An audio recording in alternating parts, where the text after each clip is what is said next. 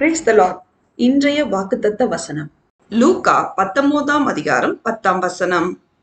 இழந்து போனதை தேடவும் ரட்சிக்கவுமே மனுஷகுமாரன் வந்திருக்கிறார் என்றார்.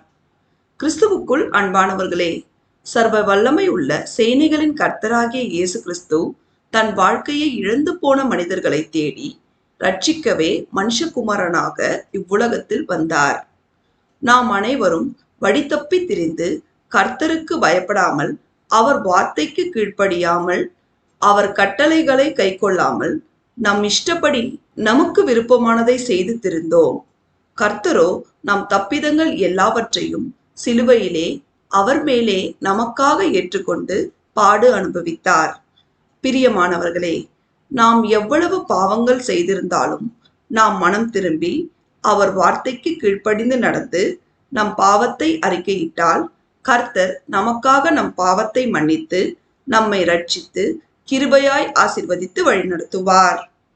தேவன் நம் அனைவரையும் ஆசீர்வதிப்பாராக. ஆமேன்.